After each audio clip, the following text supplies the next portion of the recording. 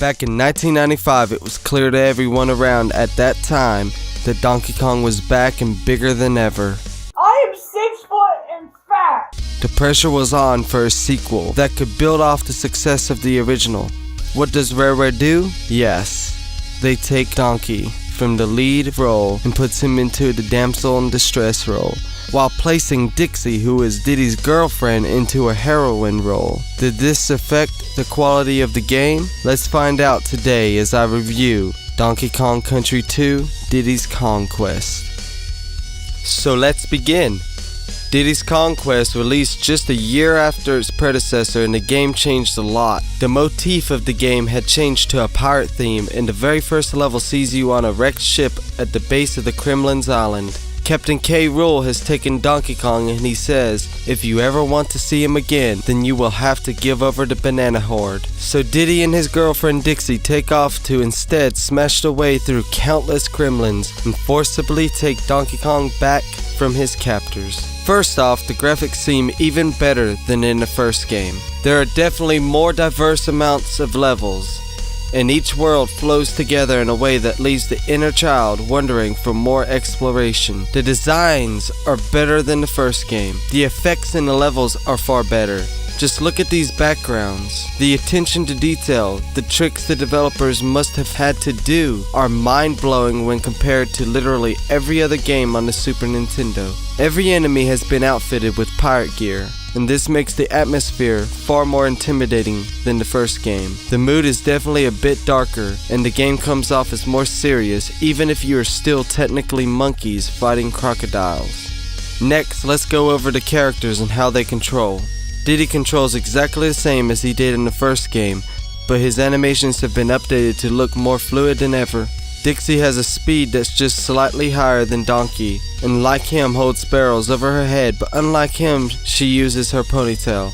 Oh, and the ponytail. This allows Dixie to twirl, which effectively lets her glide through large areas of the game. Another huge change is the addition of the team up move, which allows the players to team up and throw their partner either toward or up to find hidden bonuses or coins. This kind of control really allows the designers to expand and make levels with lots of secrets for you to find. Oh, and with the changes comes the addition of collectibles. In this game you can find hidden treasure through bonus rooms, which gives you a reason to actually complete the bonuses this time around. Although the bonus rooms don't count towards your 102% completion anymore, the Crim coins that you collect in them do. This game also introduces hero coins, which are coins that Cranky has hidden throughout the island in every level. Seeing as Cranky is agile enough to place them in these spots makes me question why exactly he didn't save his grandson, but then again we would have missed out on quite an expensive adventure otherwise. The first game had 3 Kong members who helped you by saving,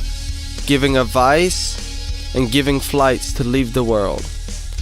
Well, in the new adventure you have a full cast of Kongs return, with Cranky Kong for advice, Wrinkly Kong for saving, Funky for flights, and Swanky Kong, who gives you a game show environment to earn prizes. That sounds familiar. These family members help you in your quest to find all the Crim coins and rescue Donkey Kong from Captain K. Rool. There is also a Kremling who will help you, just don't try to fight him.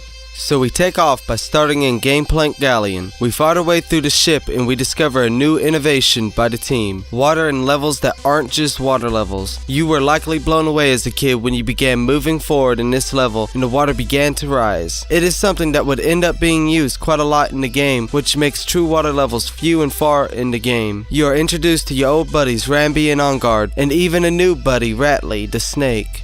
The game also shows you that it is a new experience by having a vertical level as the second level of the entire game, all before you face off with the boss of the ship, the Crow. So the boss fights. Remember what I said about the boss fights in the first game? Well, forget it, because the boss fights in the second game are far superior. They are better thought out and require a lot more thought to finishing. These guys are not just a joke like in the first game. These guys will kill you if you aren't paying attention. From a giant crow to a giant sword and even a giant bee, these bosses are fun and challenging to fight. Definitely a huge improvement over the first game. In the second world, you'll be introduced to other animal buddies. Squawks returns from the first game, and Squitter looks like he has a branding deal with Nike. Talk to corporate!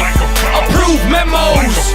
Squawks will carry you up through the levels, and Shoes can shoot webs and make platforms in thin air with his webs. These are big improvements and allow you to explore the game's levels to their full potential. So I haven't mentioned it yet, but the game has warp barrels, 10 of them that can easily allow you to skip the first 2 worlds in mere minutes. Doing so will get you into the harder parts of the game. Speaking of difficulty, this game has a far better balance of difficulty. You can almost count on the level ahead to show some sort of challenge compared to the one before, and in this way the game has an altogether better balance when compared to the first game. Maybe we should take a break here and discuss the sound. The game has a phenomenal soundtrack created by David Wise, who also worked on the first game. The sound effects are all redone, and the compositions here are epic and breathtaking. Let's take a moment to sample some.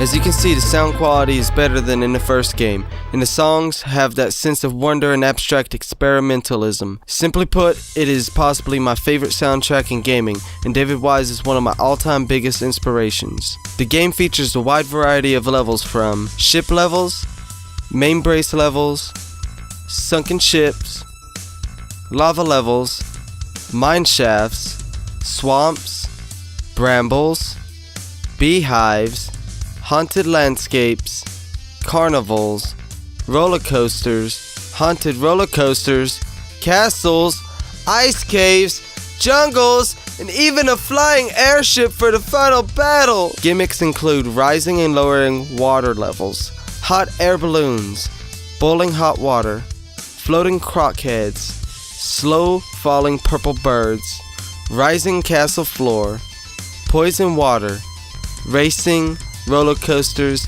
etc.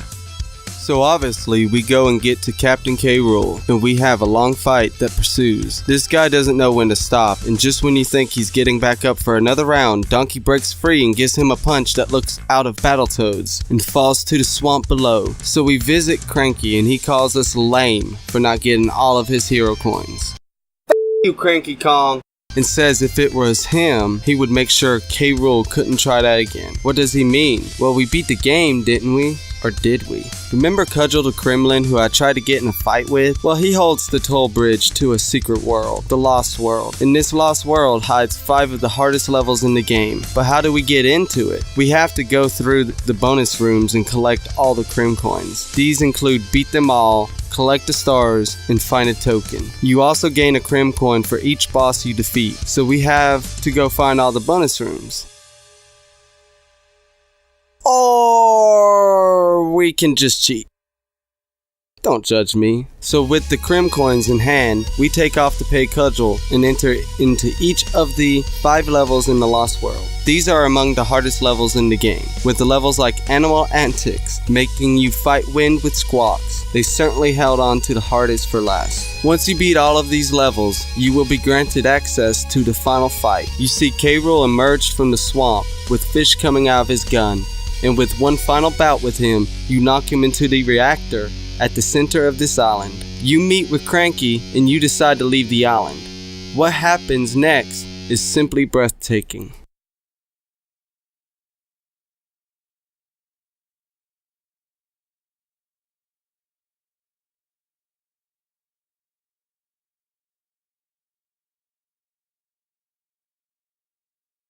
Yes, After all of that, your eyes are left with one of the most impressive scenes seen on the Super Nintendo. The island is destroyed, the Kremlin's defeated. This is one of the greatest endings to a video game. So as you can guess, I have been incredibly excited to review this game, and I am excited to give Donkey Kong Country 2 Diddy's Kong Quest a 10 out of 10. This game truly deserves every bit of praise it has gotten. The soundtrack by Wise is fantastic and the level design masterful. If you haven't experienced this gem, then I highly urge you to do so.